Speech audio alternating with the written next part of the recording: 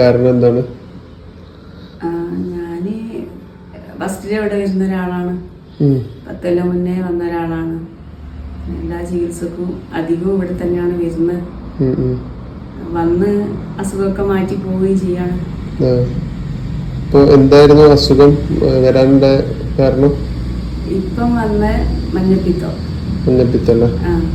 എന്നിട്ട് പൂർണ്ണമായിട്ട് മാറിയോ? പൂർണ്ണമായിട്ട് ടെസ്റ്റ് ചെയ്തു. വന്നപ്പോ എത്ര ഉണ്ടായിരുന്നു അതിന്റെ അളവ്, മഞ്ഞപ്പിത്തത്തിന്റെ അളവ്? 3500 അങ്ങനാണുള്ളത്. അപ്പം കുട്ടീന്റെ കണ്ണൊക്കെ മഞ്ഞ കളറായി. അധികം തന്നെ ഞങ്ങൾ വരുമ്പോ വല്ലാത്ത ക്ഷീണം വന്ന് ഞങ്ങളെ നാട്ടില് ഇംഗ്ലീഷ് കാണിച്ചപ്പോൾ ഡോക്ടർ കൂടുതലാവും എന്ന് പറഞ്ഞു. ഇതെന്തായാലും കൂടുതലാവും, പ്രതീക്ഷിച്ച് നിക്കണം. അപ്പോ ഞാൻ തങ്ങൾ പാപ്പനെ വിളിച്ച് എന്ത് ചെയ്യണം? തങ്ങൾ പാപ്പ പറഞ്ഞു ഇവിടെ ഇതിനുള്ള ചികിത്സ ഉണ്ട്, വേഗം അങ്ങോട്ട് പോരണം. അപ്പൊ അന്ന് രാത്രി ഇംഗ്ലീഷ് ഗുളിക ഞാൻ കൊടുത്തില്ല. തങ്ങൾ പാപ്പ പറഞ്ഞൊരു മരുന്ന് രാത്രി തന്നെ കൊടുത്ത് രാവിലെ 6 മണിയാകുമ്പോഴേക്ക് ഞങ്ങൾ ഇവിടെ എത്തി. അതിനുശേഷം ഞങ്ങള് ഇവിടെയുള്ള മരുന്നുകളൊക്കെ മുറ പോലെ കൊടുത്ത് 1.5 വിട്ട് ഞങ്ങൾ ചെക്ക് ചെയ്ത് ഇങ്ങനെ കുറഞ്ഞോണ്ട് വരികയാണ്. ഇപ്പൊ എത്ര ദിവസമായി അഡ്മിറ്റ് ആയിട്ടുള്ളത്? ഞങ്ങൾ 9 ദിവസം. 9ാമത്തെ ദിവസം പൂർണ്ണമായിട്ട് മാറി. അഡ്മിറ്റ് ആയ സമയത്ത് എന്തൊക്കെയായിരുന്നു ഇവിടുന്ന് മരുന്ന് തന്നിരുന്നത്? അത്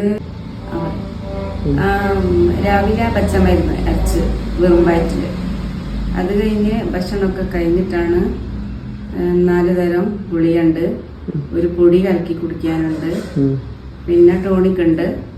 അതല്ല പിന്നെ അതുപോലെ ഉച്ചക്കും രാത്രിയും അങ്ങനെ തന്നെ ഈ 3 നേരം ഈ 4-5 തരം 5-6 തരം പച്ചമരുന്ന് ഗുളിക എല്ലാം. മുമ്പ് ഇതിനു മുന്നേ ഇവിടെ വന്നിട്ടുണ്ടോ? മുമ്പ് പല ചികിത്സക്കും ഇവിടെ വന്നിട്ടുണ്ട്. പല ചികിത്സക്കും നമ്മ ആശുപത്രി ഒഴിവാക്കിയ ചികിത്സയാണ് അധികം എത്തുന്നത്. കോഴിക്കോട് മെഡിക്കൽ കോളേജിൽ നിന്ന്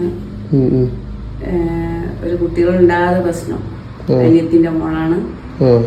അത് ഇവിടെ എത്തി ഞങ്ങള് ഈ ട്രീറ്റ്മെന്റ് ഒക്കെ തുടങ്ങി. ഞങ്ങൾ പാപ്പനോട് ഞാൻ ആദ്യം ചോദിച്ചാൽ ഞാൻ ഈ കുട്ടീനെ അങ്ങോട്ട് കൊണ്ടുവരട്ടെയാണ്. അപ്പൊ കൊണ്ടുവന്ന് ഇവിടെ എത്തി ചികിത്സ കിട്ടി, നല്ലൊരു കുട്ടി ഉണ്ടായി. അതൊന്ന് വേറെ കുടുംബത്തിൽ ആയുർവേദം തന്നെ. ഈ 10 മാസവും ഗർഭിണിയായ സമയത്തും ആയുർവേദ മരുന്നാണ് കഴിച്ച്. എന്റെ മോളും ആയുർവേദ മരുന്നാണ് കഴിച്ച്.